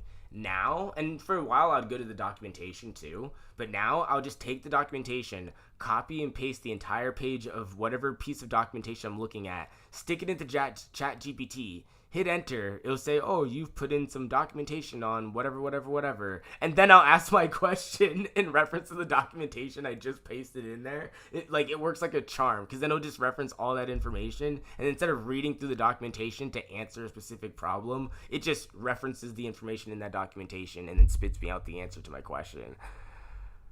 Yeah, for sure. Like even like as a learning tool, it's like priceless. Like it's been speeding up my learning like so much. Like whether it's like different libraries or different languages, like it's really helped me learn Rust pretty well. Um, it's been helping me, make, even like small projects, like, even showing me the syntax of it and, what I'm doing wrong and stuff like that. Like even if it's not program related, it like take a article or something and I'll just like if it'll just be in like, tech if it'll be in like legal speak or if it's in it just uses language I don't understand. Like I could just, have it explain it to me in like terms I can understand. So it really helps absorb like a lot of things easier. That is awesome. Yeah, one thing that I like a lot too is whenever you're trying to deal with whether it's like an engaging or like difficult concept or like design pattern. I love using like the different AI tools to help explain the pattern and help explain like uh uh examples. So like sometimes like this always annoys me when you like open up like a new SDK or something and like in the like readme there's like examples but the examples don't work or they're like really limited or something. One thing I love to do with like ChatGPT is if I'm in the middle of implementing something and I'm not sure why it's not working for me, I'll have it like generate a piece, like an example piece of code that I can sort of use as like a reference. And I'm like, oh, okay, and then use that as like as a way to like learn the code or learn the piece of like whether it's like an SDK or library or whatever. To understand how certain components work in that well, if I can't find it in the documentation or if it doesn't work well in whatever README or whatever. And it's cool because like whenever you start dealing with like I feel like when you ever start dealing with more complicated things, instead of spending all this time looking for how to do something, it'll literally show you, oh, this is how you would do it in an example, and then you can sort of follow through each step of how it did it and start implementing it into whatever you're working on, and start going step by step as well as have a means of having it explained to you. Sorry. Yeah, Oh my goodness, my definitely. mouth. So overall, I see it as a plus. Um, I'm really bad at segues, but I see someone asking about plugin in the Yeah, chat. everyone. That's always the thing people ask about plugin. The number one thing I have to say is if you're asking about basically anything, you should go to the originators. So people ask about like GoBiance or people ask about like, Uphold. I'm like, you probably should go to Uphold, or PLI outside of like the general information around those things because like I'm not Uphold or PLI, so I could only tell you what's mostly public. Um, I mean, I'd say that uh plug hole plugin got a lot better recently. I know they just like went their V2 where they're offering different things like a random number generator. They're mm-hmm. offering different data feeds and even their price data feeds I feel like has improved a lot because I remember before they went through their V2 like I would look at their price feeds and it would update. It would take like over 6 hours to get like an updated price, but now when I look at them, they're getting it like every couple of minutes. So I feel like that offers like a lot more utility and a lot more you know usability for people to start building apps with them. Yeah, I know So one thing. maybe. I know one thing that they're doing that's unique is they're trying to foster a community between multiple universities in different countries, and they do this online through a series of webinars. But they help teach blockchain technology, and smart contracts programming to these college students in these computer science departments. And they obviously try to get people to utilize PLI and XDC and all that, but they're getting them interested in smart contracts, Solidity, all of that. And I did one of their webinars not too long ago. It was kind of cool. But yeah, I know they're trying to foster a lot of people, a lot of students, and get them interested as well as get them utilizing PLI in their projects. So they're trying to build out this whole I don't know what to call it. I don't know if it's like an online school or an online program focused around like a boot camp or something. It's something like that. But they're trying to work with a lot of different students and different universities to do this. Yeah, that's cool. Yeah, I think I've heard about that. Definitely education is good. It definitely like there needs to be like more engineers in this space. Um, but yeah, like I've seen stuff like I think I vaguely remember them, doing some kind of program where they're I'm not sure if it's in the US, it might be in other countries, but Yeah, there might be one or something in the U.S. I know there's one in India, Madrid, South Africa, and another country. But word. Yeah, yeah. Maybe we'll see like a lot more adoption of PLI in the future. I think yeah, they I are making think. like a token bridge now. Like a Oh yeah, they are. I think they're trying to get into price feeds for.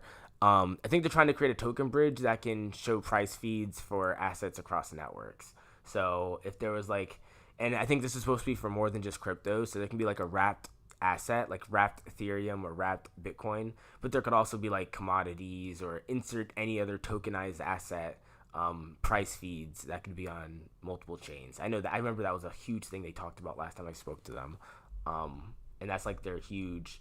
Like I think a lot of oracles are trying to do that, but I think that's like their big thing now.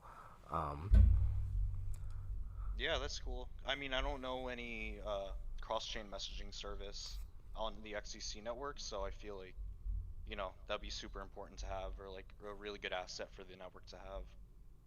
yeah, I think it'll be pretty big. PLI is leading the charge for oracles. I don't think there are any other big oracles. I think there are some oracles on XTC, but they're not that big. I think Vinter's one, but I think PLI is leading the charge, and they're kind of killing it. So Yeah, that's what's up. Like we definitely having cross-chain service is like super important. So, we can bridge the gap between XDC and all the other EVM networks. yeah, Um, yeah. I think that's the big thing is the a lot of these EVM bridges and what the new ecosystem of this new mesh ecosystem of EVM chains interacting with each other and like the wrapped assets and the price feeds and cross chain executions and all of that. I think this is gonna be an interesting environment in the next coming years. I think that's also kind of important for our project DocuShield at DTG because when we issue documents, they're basically NFTs on the XTC network. So the system that we're integrating with, also, I'm pretty sure the other people around the world that are using the same system, they're not exclusive to XDC, so it would be, it would be like very helpful and way more seamless for the user if there's a document issued on Polygon, and they would have no issue, they would know problems, having interoperability with the documents that are on XDC network, the same system. I think it's overall a plus for everyone. Yeah, yeah. I think that's gonna be something really cool too. Is seeing how a lot of these new technologies come together, especially with what you guys are doing. I think people sort of underestimate documents because it's not as sexy as like the cryptocurrencies. But I think that's sort of like the cornerstone for the new wave of applications that can actually persist and like thrive on blockchain. Just being able to verify people, verify documents, and just verify anything. And then everything on top of it can be, all these other services, whether it's DeFi services, TradFi services, whether it's whatever. I think that's going to be a huge thing that doesn't get enough attention. Yeah, I mean, blockchain as a whole is just really good for, like I would say, its number one use case is for if you have a bunch of people that don't trust each other, or it provides an environment where you don't necessarily need to trust the other person, you just need to trust the code. So um, I could see like lots of industries being disrupted using this tech. Yeah, yeah. I think one thing that is also sort of like underrepresented is there are a lot of industries that are going to be disrupted, primarily because this code allows for this code or these networks allow for services to run that were otherwise facilitated by basically a lot of different companies, mostly in finance. We talk about DeFi. What you're basically saying is there's an environment of automated services that are going to take the place of these brokerage services and banks. And they're going to do so by being able to facilitate the exact same service, but autonomously and without any additional intervention. And I think that's like huge. And I think part of that too is not only can these services disrupt the traditional industry, but anybody can launch them. Presuming you can launch a smart contract, you can essentially do the job of what these traditional finance institutions have been doing forever. And I think it's something that's definitely not going to go unnoticed.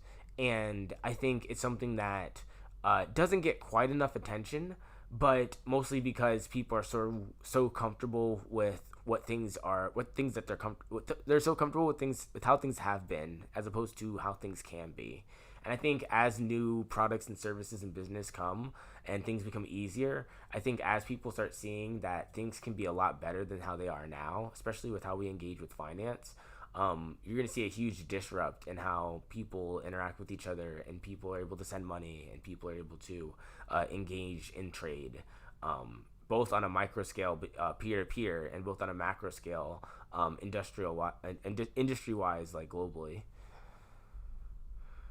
Yeah, I see like a big disruption in finance. Like I can see like, every security being traded on the blockchain now on a DEX. So, like, and every security or every stock is now like a token, Yep. that can Yep. be traded 24/7, like worldwide. Exactly. And, Exactly. just remove so many middlemen. So, And we have now yet to like see that play out, but it's slowly being exactly. done. Yeah, I think the big thing with that too is uh, because it's so much easier to engage, the amount of activity that already persists is going to increase because things are not as slow. People are able to get money faster. People are able to engage faster. They have more people they can engage with. Anybody can now engage on these networks, so the barriers to participate are now significantly lower for new institutions, but both big and small. I think we're going to see like a rapid expansion in economic growth globally, presuming that the technologies can be used effectively. Yeah, for sure. If I'm not mistaken, I'm pretty sure like this bank in Australia made their own DEX. And really, Um, on what chain? Ethereum? yeah. I don't remember exactly, but I mean, for sure, like at the very least, we see all these other like financial institutions making their own blockchains and, doing lots of transactions through there too. So I don't know exactly how, the few like how uh how traditional systems will incorporate decentralized dexes, uh but yeah, like who knows how it's gonna look. Um, it's just like we're so early, like.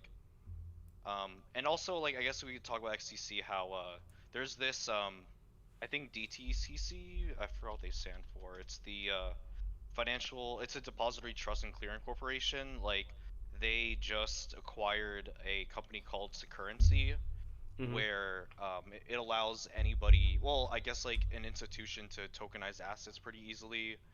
Um, and I think that'll bring a lot of things on chain. They say you can launch your own dexes and launch your own dApps. I'm not sure exactly what it'll look like, but it's like very interesting to see, and we're just like at the beginning. No, that's super cool. Yeah, the big thing with securrency is the mere fact that more institutions can now tokenize things without necessarily having to go through the complexity of having to build their own like software stacks to do so. And I think stuff like that are exactly the tools that are needed to be able to bring both institutional adoption, but also adoption in the form of like normalized users. Not just from security standpoint, but just services that are able to show tokenizing or facilitate tokenizing without you having to manage the technological, without having to manage the complexity for it. Yeah, for sure. I'm not sure exactly what these contracts are gonna look like, since I think I haven't like looked too deep into it. I don't think they have any public resources for what kind of dApps can be released, but it's still like exciting to see. So, well, I guess we'll see it play out. Like maybe I'll reach out to them and find out exactly what they can offer. Yeah, yeah. I'm not sure. I'm not sure the details of the contracts either. I think the biggest thing is I think they're creating like their own standards for tokenization. So sort of like how there's the ERC 20 and ERC 1155. I think they're sort of doing that, but just sort of like within themselves. And I don't think there's anything super complicated outside of just trying to recognize assets. But who knows? Maybe they have a whole bunch of swaps or a bunch of other financial services baked in with these assets as well. Whether it's yields or whether it's, who knows? I imagine they're probably taking like the most battle tested DeFi protocols and just offering them like, all right, they'll offer anyone with insecurity to spin up their own like Uniswap V2 or something. But who knows? Like Yeah. maybe all these things that are being produced now are just like we said, like we've been saying, like it's the testing grounds, and like maybe these companies will like eventually just use all these protocols that people are making now and like make their own thing. Yeah, yeah. It's sort of like the survival of the fittest, but with blockchain technology. Like whoever survives just so happens to be the ones that, just so happens the survivors just so happens to be the ones that get adopted. Yeah, yeah, pretty much. I can, you know, who knows what'll come in like 10 years from now. I'm like super excited to be in this space. Like I've been saying, like we're super early. Like just having like our skill set and knowing how much this industry will grow is like exciting. Yeah, yeah. It is super cool to see. What I think the thing that makes me so super excited is what's going to be the paradigm shift? What's going to be the thing that redefines how we even look at blockchain? I think for a little bit that was sort of NFTs, and not like in a goofy way of like, oh, the pictures. Just the idea that there can be another type of token outside of the native cryptocurrency, or outside of these other sort of, I don't even know what to call them, the XRC 20s that you would see, these other just coins that would pop up. But then sort of like this real world like accounting that came with it and the idea of tokenization that came with it. I just wonder what the next like paradigm shift would be and what it has entail in regards to how people will react and what new services will be built with it. Yeah, your guess is as good as mine. Um, yeah, I mean NFTs as a technology is like pretty cool. Like maybe not like the implementation hasn't been the greatest, like and it hasn't had like the best reception, but the underlying thing is like super useful. Like proving that this person owns this thing and like no one can dispute that. Like it can be used for like membership or I guess like the most obvious thing to me like right now is like um if someone were to deposit into Unis or provide liquidity to Uniswap V3, they would have an NFT of their position. So it's like that is like an immediate use case I see for those things. But yeah, Yeah, yeah. or even like a club membership, like that's like one of the biggest things. But yeah, the all this stuff is like super primitive, like has a lot of potential. Yeah, yeah, I think it just needs to mature. The space, we've seen the space mature over time. It just mature. It takes more time to mature in regards to um, things being built and the things people choose to build as well. Because like there was a time where everybody was creating a new token, everyone was creating a new NFT, everyone was creating a new whatever. But what people choose to build could also redefine the entire landscape just as much as what people are tangibly like building right now. Yeah, for sure. Um, it'll definitely like I could see all these institutions just like taking notes of like what we're all doing and spin up their own twist on how to use these technologies. I heard that's because I hear a lot about like JP Morgan coin. I know JP Morgan has their own little. I know it's like a private net that they use for like their own internal accounting, but you may see a lot more stuff like that where They utilize blockchain tech for whether it's internal accounting or internal money move, or whether it's business to business, and they have their own. I mean, it doesn't have to be their own private net, but they may be using they may be utilizing blockchain technology in some of these different other way, some of these different other ways that we just aren't even aware of. Yeah. Or see JP Morgan drop their own NFT collection. Or like even Donald Trump, like I think he's dropped his second NFT collection. He killed it on his first one, and he's like Honestly, promoting his second one now. it would be the funniest thing if if Donald Trump dropped a an NFT collection, and it was like a picture of him, but it was almost like that Fallout picture or that Fallout scene where it's like, to be honest, it was rigged from the start, and it's just like him, just saying it's like it was rigged, just saying yeah, it was rigged. Like I swear that would be the most golden NFT ever. Like That'll make me vote for him. I don't know, his meme potential is just like the all meme those pictures potential. are hilarious. Yeah, Like the all of his things are like him as an astronaut and like him yeah. as like a cowboy. Like The it's meme great. potential is freaking. No, that is hilarious. Someone should add some of the AI audio. Like, have you seen some of those of like Biden and Trump and Obama? Like, just add some like just some wacky. I've seen some of the AI audio of like them in Discord, and they're like playing a game or something, and they sound like some Zoomers in a Discord. Like, Yeah, AI's getting crazy. Like the voice, like even have you ever used? I mean, I have like GPT Pro where if you have the mobile app, you can basically speak to GPT, like it'll recognize your voice and it'll speak back to you using a voice. And the voices that they have in house that speak back to you sound like a human. Like it's kind of crazy.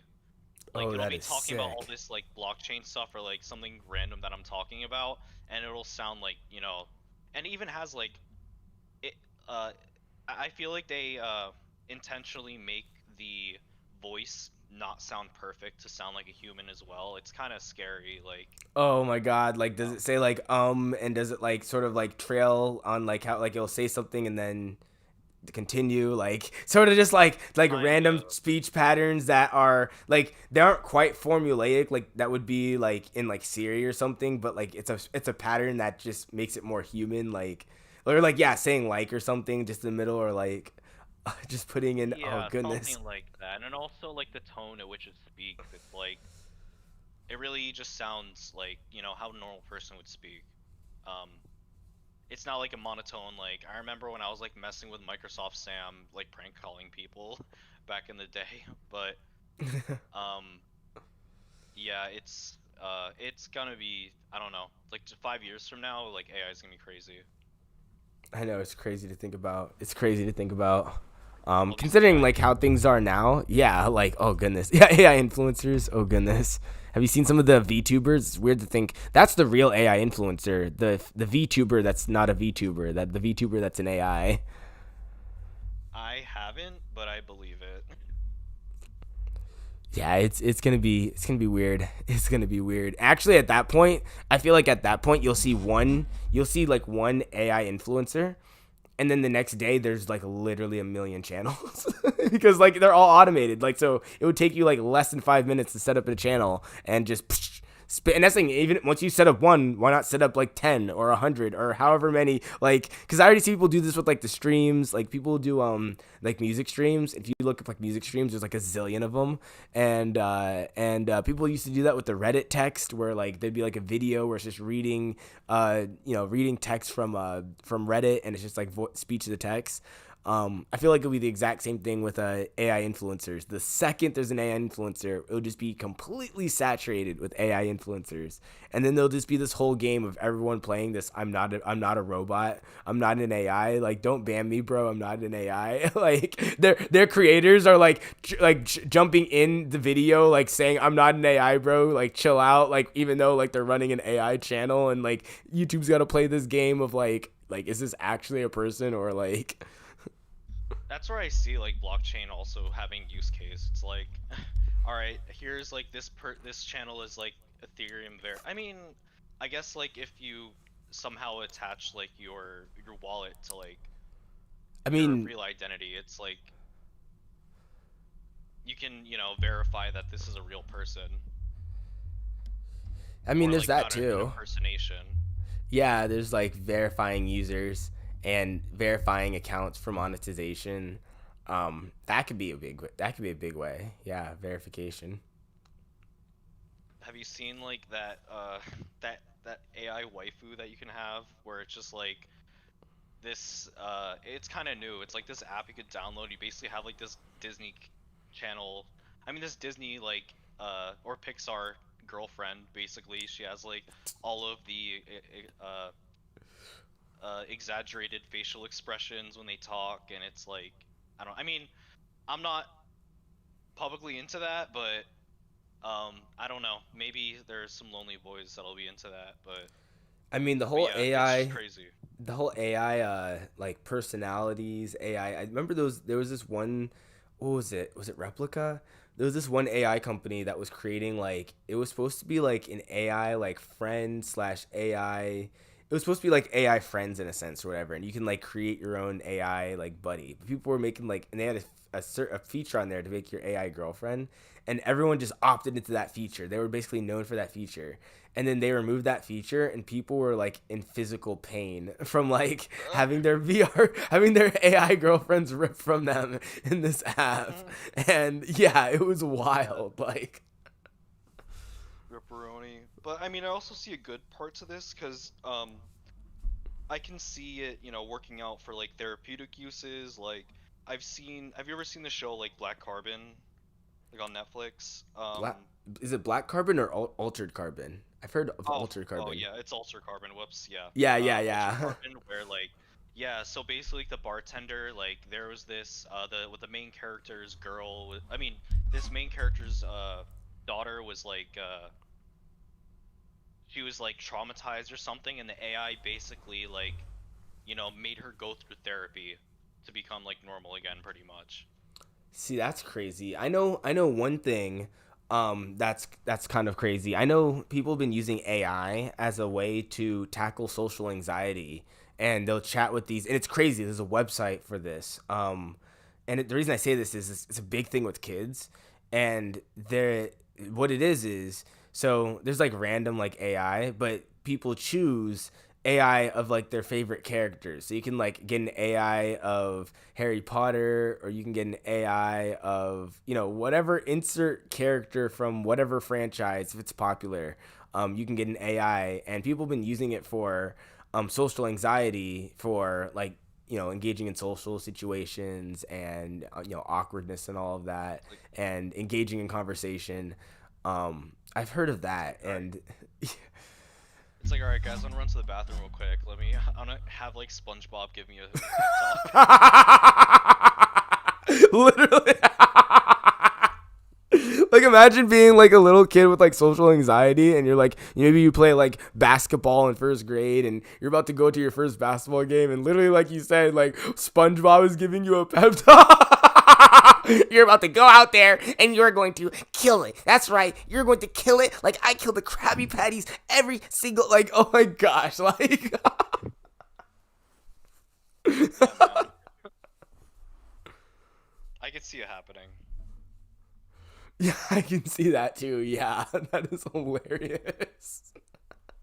Oh my god. I want to see, I'm waiting for the first like this would be probably the most ridiculous.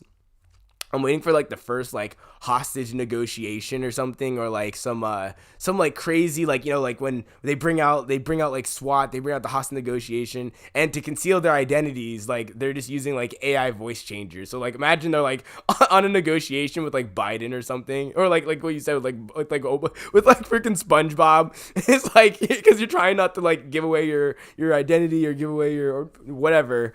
And imagine that's like the entire that's all they know of the guy is this SpongeBob voice. Like yeah, the guy that, or imagine another Zodiac killer, but all they've got is just a SpongeBob voice at the scene of the crime. Like,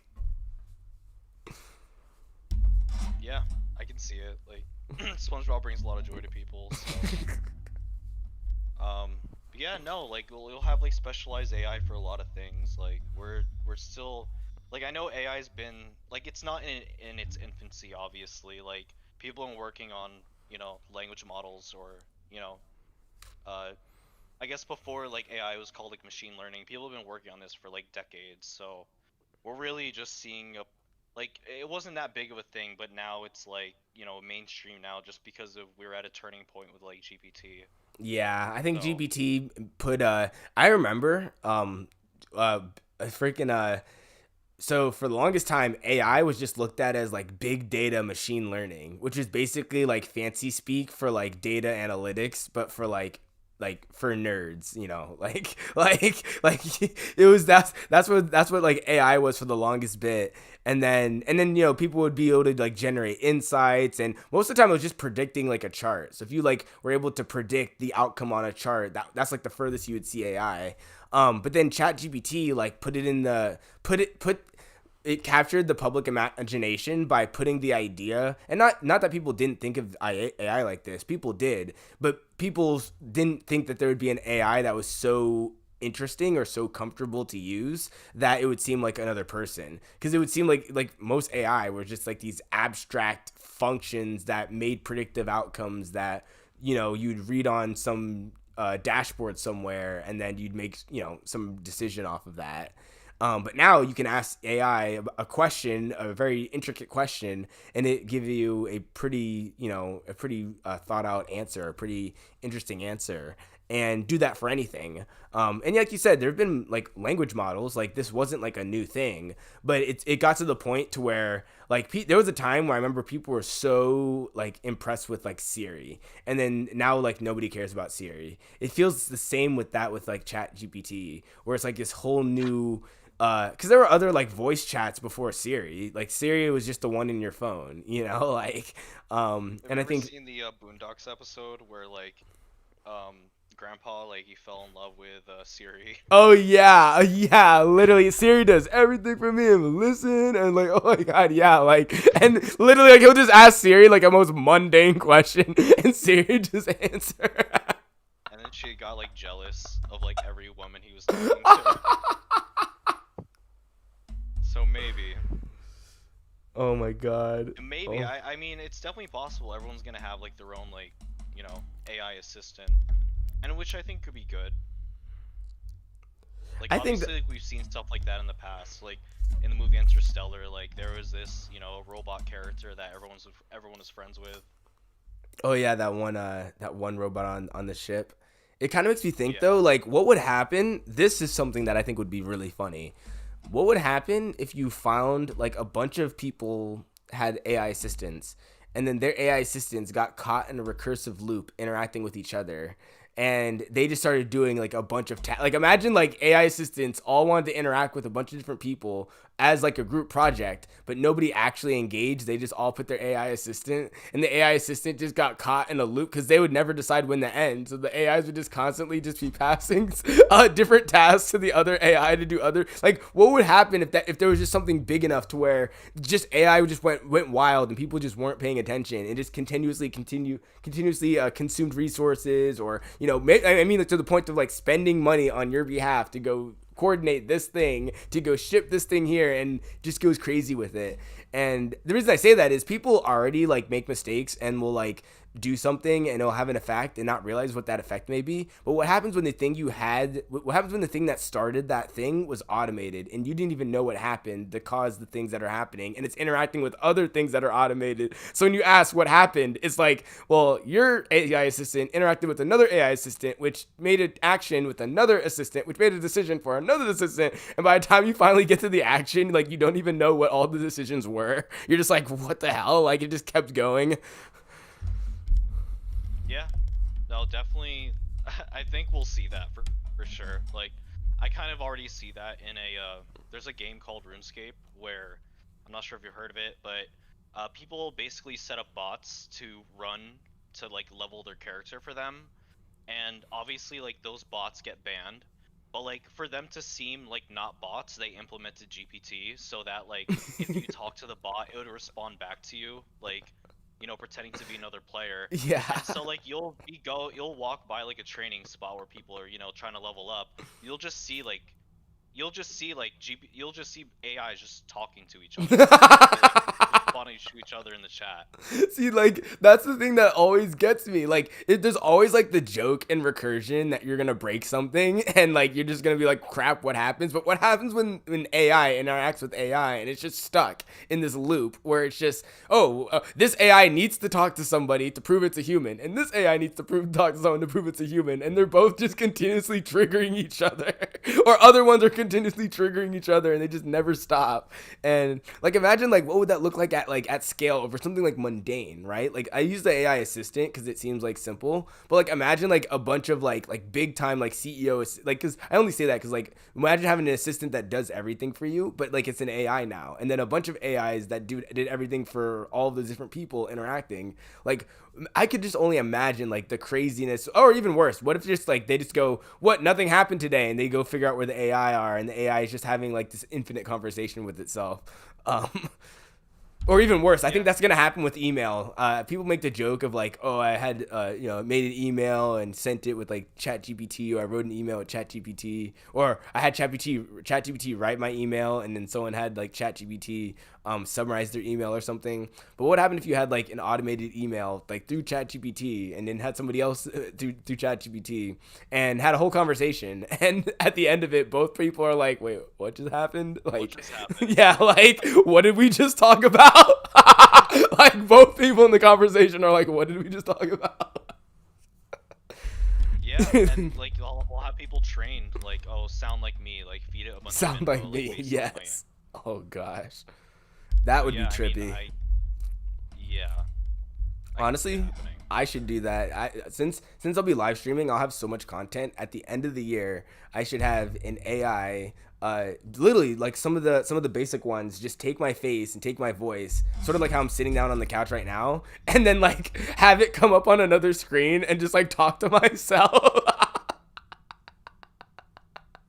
That'd be How do freaking you know we're not? trippy. How do you know we're not AI now? Like, Oh yeah, you bro, play the game of you've never met anybody online, so how do you know they're not an AI?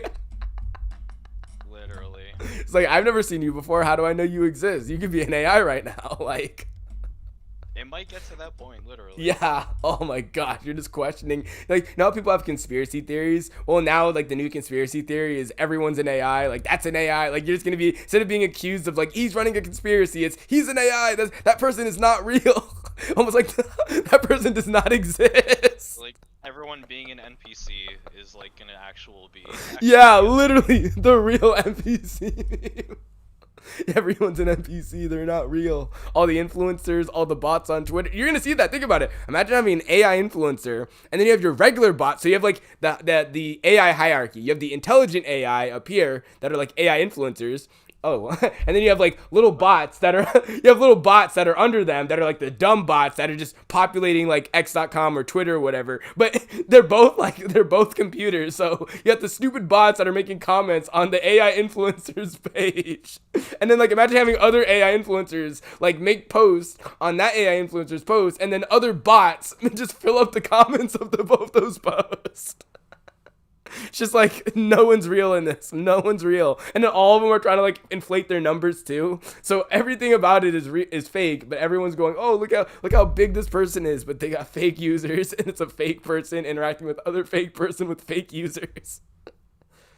I feel like that's already happening. Not gonna lie. Yeah, yeah. I think the only thing that's missing is I mean, you can consider like YouTubers or influencers fake, but once you get fully automated fake influencers, like imagine influencers putting out more content than there are hours in the day. Like literally, I put out more videos than there are hours in a day per day. Like, can you imagine how insane that would be? Like, holy cow.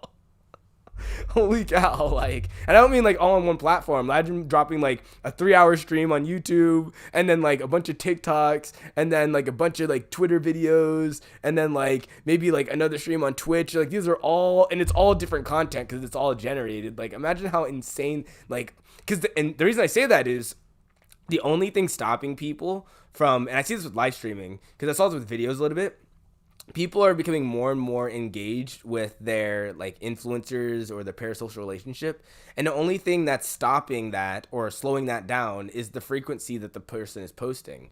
But if it's an AI, they could just post 24/7 nonstop. So like there's an element of just endless content, especially if AI are interacting with each other. Imagine two individual humans or two individual AI that take the form of humans interacting right here in a space that they just don't exist. But like it's a collab. Oh, guess I'm collabing with this person. Oh my god. Like, and it's two AI like randomly collabing as content, and then they all, oh my god, like you just have endless like, I wonder if they would have like AI time and real time. So like you could have like 1,000 AI collabs overnight, and then like in real time, you're like, oh, look at all these. Not that that would happen, but like there'd just be so much going on because like why would you ever stop? Like you could always just keep generating stuff. Like you could basically have a 24/7 live stream of generated content or curated content that's just generated as an AI. And then yeah, you just never have anything. Imagine having the people in your video as fake. Like people in the background of like an IRL stream are also like fake. Everything's fake. Like the person that's running the video, the people in the background of the video, the person that they're talking to in the video, everything. I would just stop using the internet sometimes. I would just go outside. Like I wouldn't care about any streams. I would just literally go and try to like live life at this point. Yeah, At yeah, that just go point. outside. Just go outside. It's just like God, I just gotta find an actual human. You go outside. You just like be all wary of like animatronics a little bit. It's just like, oh gosh, like when is this gonna end? Oh God. Oh, okay. That is when like I'll actually go crazy. Yeah, I got AI animatronics. Oh my gosh. Kind of. I don't know. I'm kind of scared for that.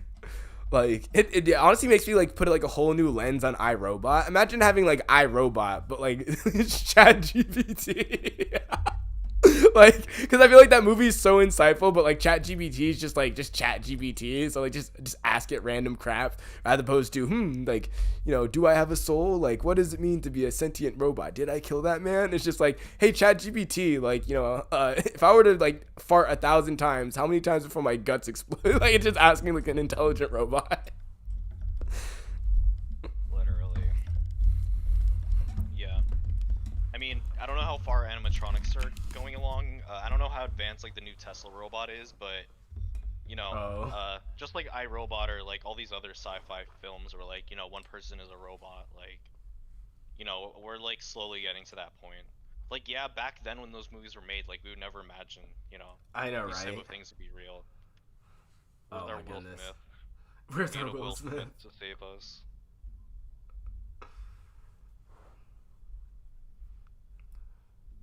Well, it's a long stream. Have you ever had a stream this long? How long is it now? It's been almost 2 hours. This is probably one of the longer ones. I had one that was almost 3 hours. But I think it wasn't just one stream. It was like hopping in and out of Twitter Spaces. I think someone hopped in Discord. It was like a bunch of stuff. Um, but no, this is super chill. This is super chill. I was actually hoping some of your teammates would hop on, but to be honest, I just kind of wanted to get you sort of like familiar with the stream or whatever, and sort of get like some of my viewers just to know who you guys are. DTG. If you want to shout out your project again, that'd be pretty cool. But yeah, I just hope to be able to bring you guys on some more, talk more about crypto, just talk more about the space, and yeah, it's just cool to be able to have conversations Yeah, like no. this.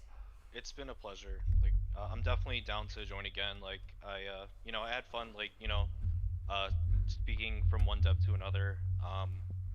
But yeah, yeah. So DTG, we're a digital transformation group. Our flagship product right now is DocuShield, where we aim to digitalize global trade documents. Like, we reduce a lot of fraud. Like, you know, and we can actually prove this person signed that, and we really streamline the process of shipping, you know, of the documentation layer of shipping.